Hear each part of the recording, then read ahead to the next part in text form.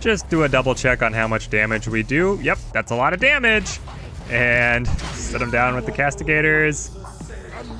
Goodbye. Oh, this is so strong.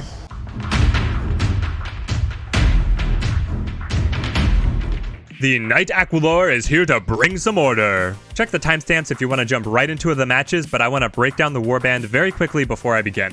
I initially did not think the Knight Aquilor was very good, but that was before I unlocked the Woe-Ender. This late game axe unlocks by player level, not by Stormcast level, and it gives you the ability Thunder Cleave. This ability costs 4 Aether, does 3 damage, and stuns. It is armor piercing, ignoring armor, and is a multi-strike, attacks an additional time. So this is actually 6 damage ability.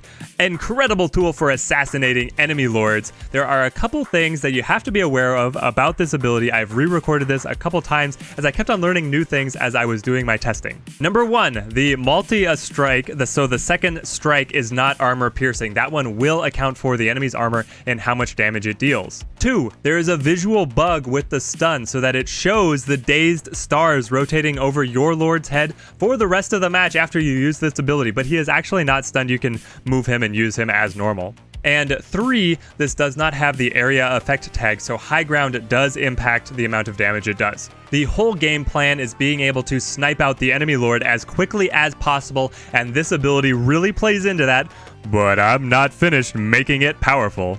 For skills, we have 2 stacks of Zealous, meaning that 4 Aether cost ability is now down to just 2 Aether and has a very short cooldown, which it means that we could activate it in the early game. I'm really looking for an attack in the mid game where I have enough pieces around my lord to go in for the kill. And then our final skill here is just guard, putting an extra armor on the Lord Aquilor, hoping that he stays alive long enough to get the ability off. The rest of the warband here is mostly just my spearhead units. The Knight Incantor with his frenzy ability can augment the damage you do through abilities, so he is adding +1 to Thunder Cleave, making it 4 damage, which does double attacks, so it keeps on getting augmented. I don't see how this can possibly be balanced, especially because I have them in the spearhead and are using elite assistance to be able to summon 2 Knight Incantors, meaning that I get double frenzy auras stacked on top of each other.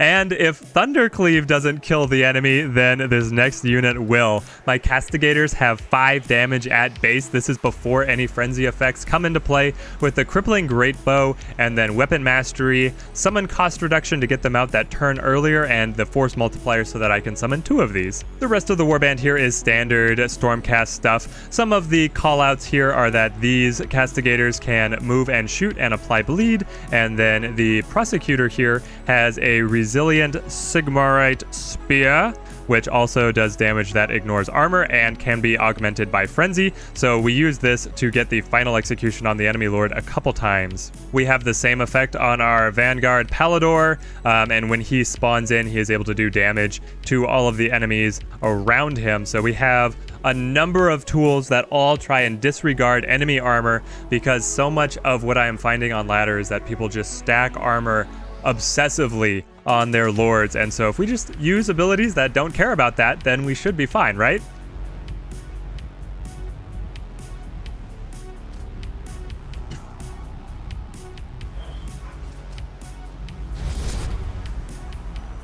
This guy plays Nighthaunt the way I play Nighthaunt, very aggressively and with a well-tooled Knight of Shrouds.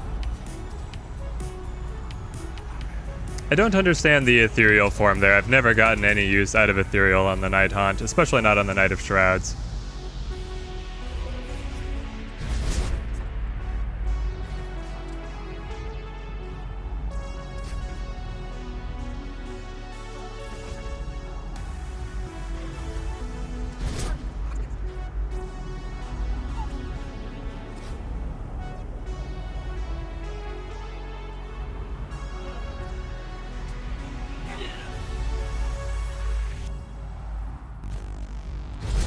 That was a very over-aggressive Chain Rasp spawn. We're gonna try and just shut him down forever, thinking he could get away with that.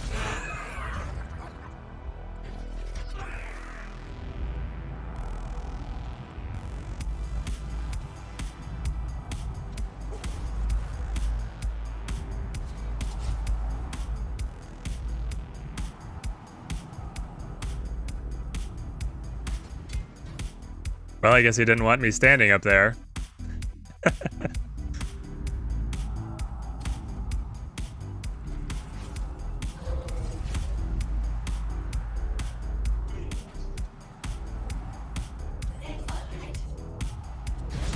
Oh no, he thought he could attack. Alright, so I think this game has gone on long enough. We'll just bring it to an end here. Put out our lovely Frenzy Aura right here with the Knight Incantor. Just do a double check on how much damage we do. Yep, that's a lot of damage. And set them down with the Castigators. Goodbye. Oh, this is so strong. Why aren't other people doing this?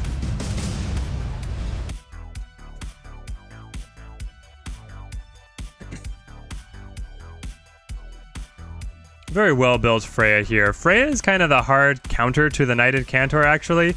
The Lord Aquilor, because her taunt can draw my Lord out from even farther away with his extra movement, and because he is a frail Lord in comparison, especially to Freya here, she's going to take basically no damage on eating that charge and be able to pull me way, way out of position, which can be devastating.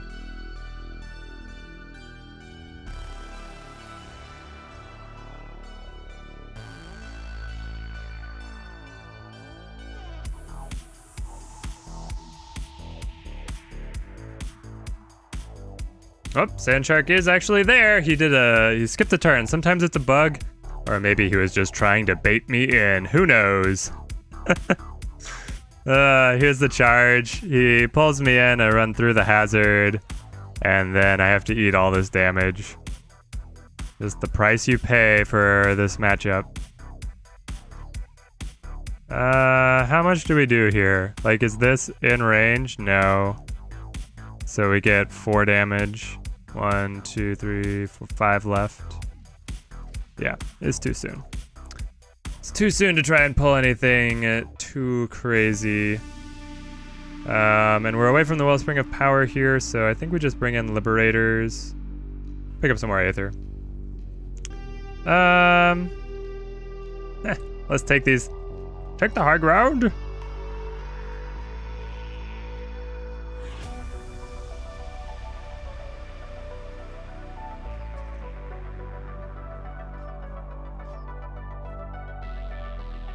I'm not sure he thought through that play all the way. Being able to put 3 damage on my Castigators is nice, sure, but when it costs you your entire unit, I think you paid too much. Let's see, what's the other play here? Honestly, taking this high ground would be hilarious because then we can just dump damage straight into his Soul Prism.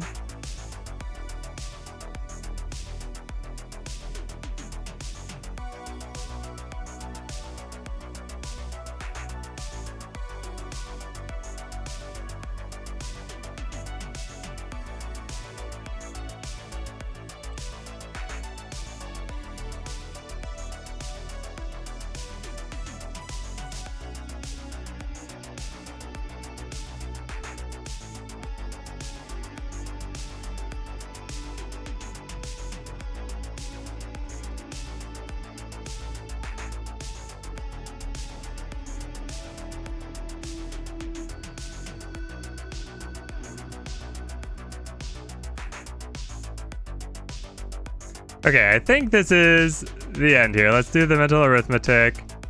We get a little bit of damage here. And then how much do we actually do here? Oh, all but 1? Yes. Oh, the purple sun for the extra tick.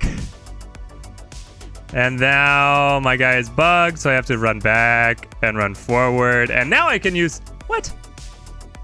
Why is it... Is it because I moved out of... Oh, no! Foiled! I moved out of the range of the Frenzy of the Lord Incantor. Hang on.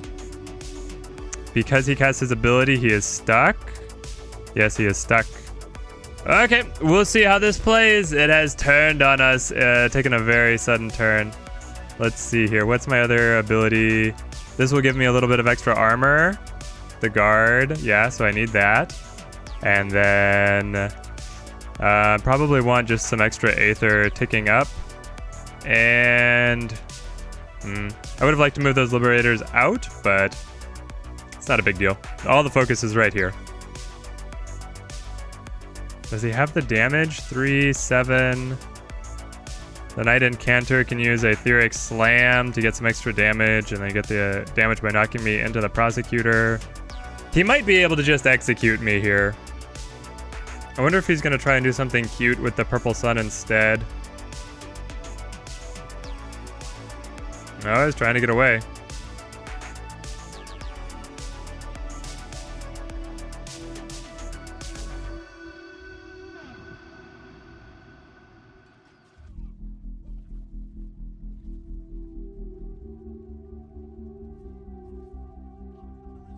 Well, I don't particularly want to just lose these Liberators, so we will pick up, yeah, only range 1. We'll pick up the Aether while we can, and then,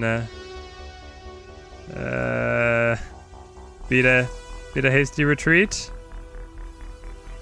probably. Oh no, it does, yes! The damage out of the Prosecutor, I never thought that the Prosecutor would be the unit to come through. But it does 2 damage regardless of armor, and he was not able to channel the restore in time. Oh, what a game. Okay, so we completely botched the kill because we moved our Incantor out of range of the ability. We should have just used the ability while we had the extra frenzy damage, then moved him back to cast the spell. Stupid ordering, but we still pull it out with way too much puzzling on my end. There we go. Hopefully I got a good showcase of what this kind of build can do. Like if you enjoyed the video, comment on how you think I could potentially improve the Warband here, and subscribe if you want to see more videos from me. Thank you guys for watching, and have a good one.